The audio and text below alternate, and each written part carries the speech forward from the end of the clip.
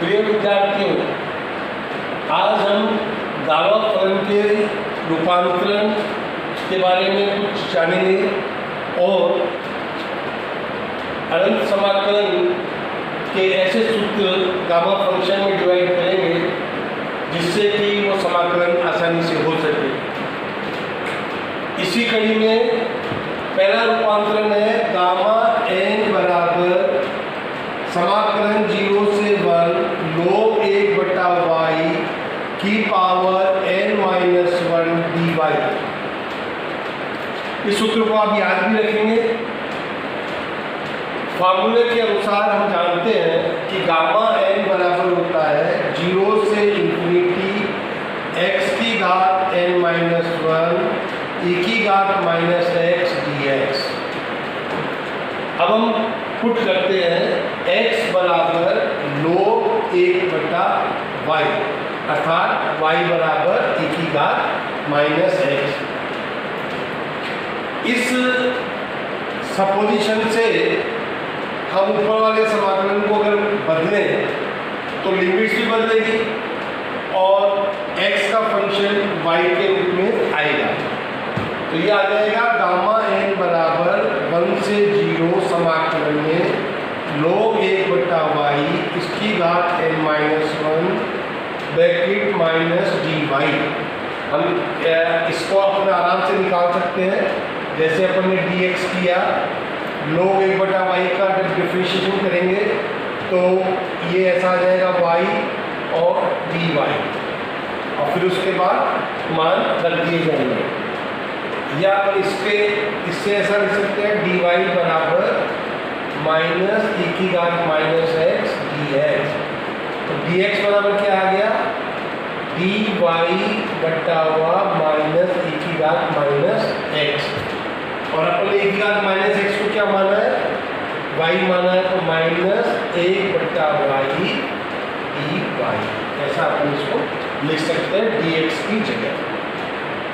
तो कुल मिला के जब हम इस माइनस को एब्जॉर्ब करना चाहे इसके अंदर तो निश्चित समाकलन की प्रॉपर्टी लगाएंगे। निश्चित समाकलन की प्रॉपर्टी अपन को याद है कि a से b f(x) dx बराबर होता है -b से a f(x) dx। ये प्रॉपर्टी अपन ने यहाँ लगा दी। यहाँ लगाने के साथ ही हमको एक पहला रूपांतरण प्राप्त हो गया, फैक्टोरियल n बराबर 0 से 1 log 1/y इसकी पावर n-1 dy। रूपांतरण गामा n+1 बराबर 0 से इंफिनिटी e की घात -y की घात 1/n dy। पुनः अपन देखते हैं जो अपना गामा n का सूत्र था 0 से इंफिनिटी x की घात n-1 e की घात -x है, इसमें हम पुट करते हैं x की घात n बराबर y। तो यहाँ से अपन ऐसे मान निकाल सकते हैं nx n-1 dx बराबर dy या x की घात n-1 dx बराबर dy बटा n। तो x की घात n-1 dx इन दोनों की जगह तो हम ये रख देंगे dy बटा n और x का मान रख देंगे क्या अपन, x का मान क्या होगा, x बराबर y की घात 1/n। ये इसका मान हो जाएगा। लिमिट्स की बात करें तो limits lower limit upper limit same रहेगी इस फंक्शन में।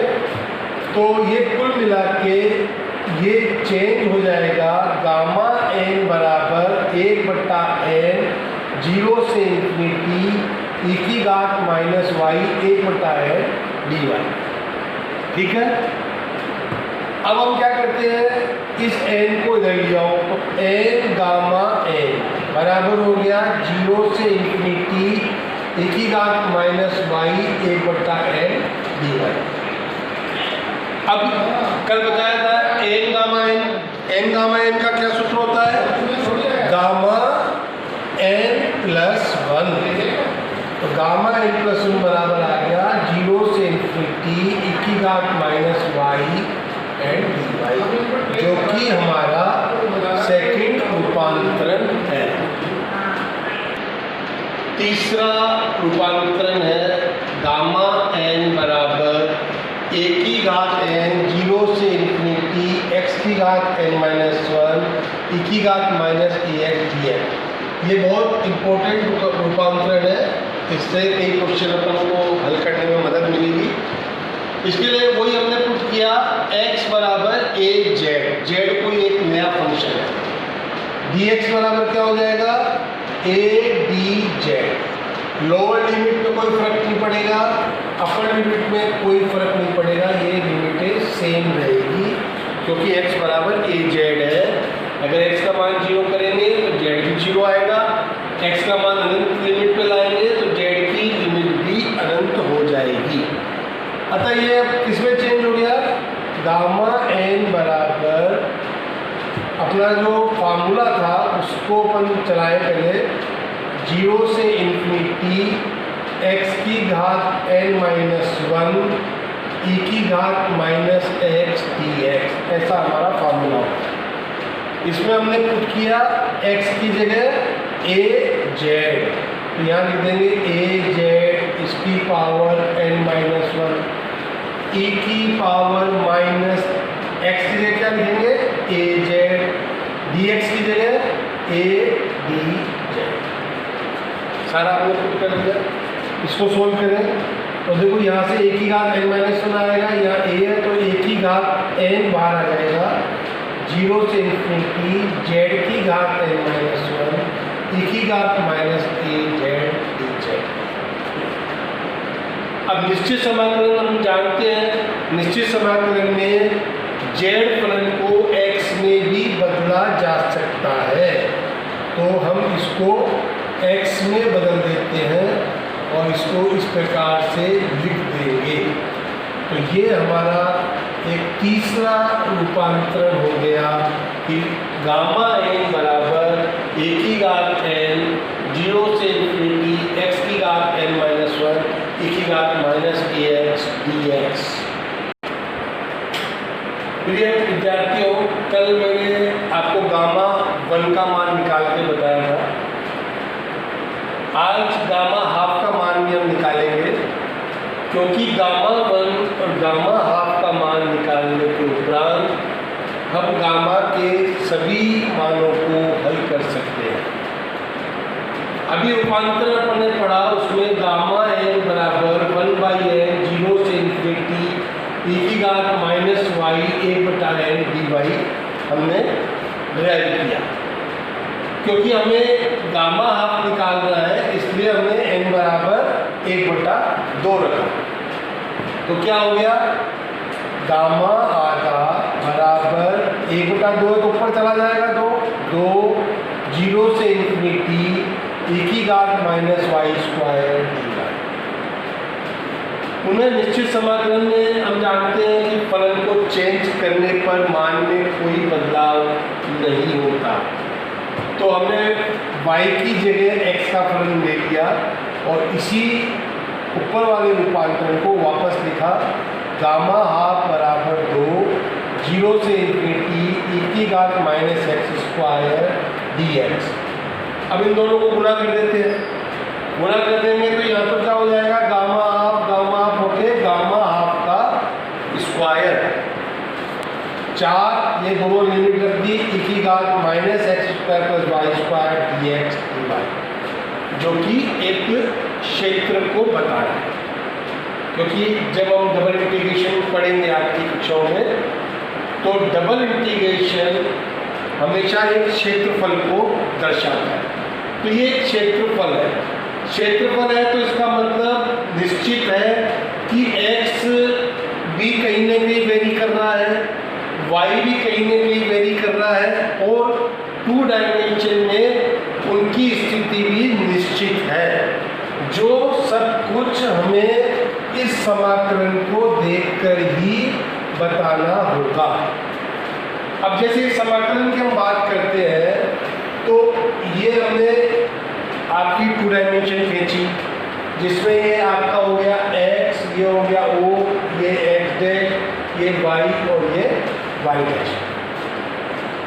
दोनों के मान, x का मान 0 से अनंत चल रहा है इसका मतलब प्रथम पाद में है और 0 से अनंत चल रहा है, तो यूँ चल रहा है x का मान, ये तो x का मान हो गया। y का मान भी 0 से अनंत, मतलब प्रथम पाद में चल रहा है, तो ये प्रथम पाद में ऐसे चल रहा है y का मान। तो हमारे पास एक तो निश्चित हो गया कि ये समाकलन की जो सीमाएं दी हुई है उसके अनुसार ये प्रथम पाद के अंदर ही उपस्थित है, ये अपने पास एक चीज क्लियर हो गई। और दूसरा x का मान 0 से अनंत है और y का मान भी 0 से अनंत है। अब हम इसे ध्रुवीय रूप में बदलते हैं।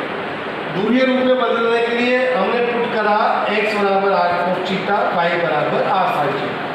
इसका मतलब x square plus Y square बराबर हो गया r स्क्वायर और dx dy बराबर r dr dθ। ये प्रथम पाद में है।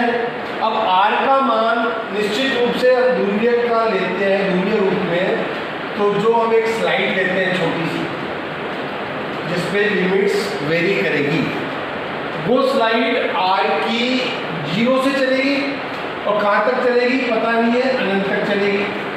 तो r का मान कहाँ से कहाँ होगा, 0 से अनंत, तो r का मान हो गया 0 से अनंत। थीटा, थीटा ये स्लाइड वेरी करती है, वो कहाँ से कहाँ एंगल बना रही है। ये एंगल बना रही है प्रथम पाद में x एक्सिस से, तो यहाँ पे थीटा कितना हो गया 0, और ये कहाँ तक जा रही है, यहाँ तक जा रहा है, तो यहाँ पे थीटा बराबर कितना है π/2। तो इसका मतलब थीटा की लिमिट हो रही है 0 से π/2। ये पूरा आपने लिख दिया, dx dy की जगह r dr dθ लिख दिया और x square plus Y square की जगह की घात माइनस r स्क्वायर। पहले r के रेस्पेक्ट में करेंगे, r स्क्वायर बराबर कोई फंक्शन मान के एक जैसे समाकलन करते हैं साधारण वैसे कर देंगे, तो ये ऐसा आ जाएगा 0 से π/2 dθ, क्योंकि ये किसके बराबर है, गामा आधे का स्क्वायर, गामा आधे के स्क्वायर के बराबर आपका चल रहा है। जब इसको सोल्व करोगे तो कितना आ जाएगा पाई, तो इसका मतलब हो गया गामा आधा बराबर रूट पाई। तो ये हमारे पास गामा आधा का मान आ चुका है। अब हम किसी को भी सोल्व कर सकते हैं, जैसे कल मैंने आपको बताया था 5/2 को सोल्व करना, तो 5/2 को सोल्व करेंगे तो आएगा 3/2, 1/2, गामा 1/2। अब गामा 1/2 का मान हमारे पास है, इसको ले लेंगे रूट पाई, तो कुल मिला के हो गया 3 रूट पाई/4। ये इंटीग्रेशन बहुत आसान हो जाता है। तो ये सब रूपांतरण की बात थी। गामा 1 का मान हमने निकाला, गामा आधा का मान निकाला, ये दोनों मान आपको याद होने चाहिए। उसके बाद डिफरेंट फॉर्म के अंदर जो गामा n को शो किया है वो आपको याद होना चाहिए। इसके बाद हम आगे की स्टडी कर पाएंगे।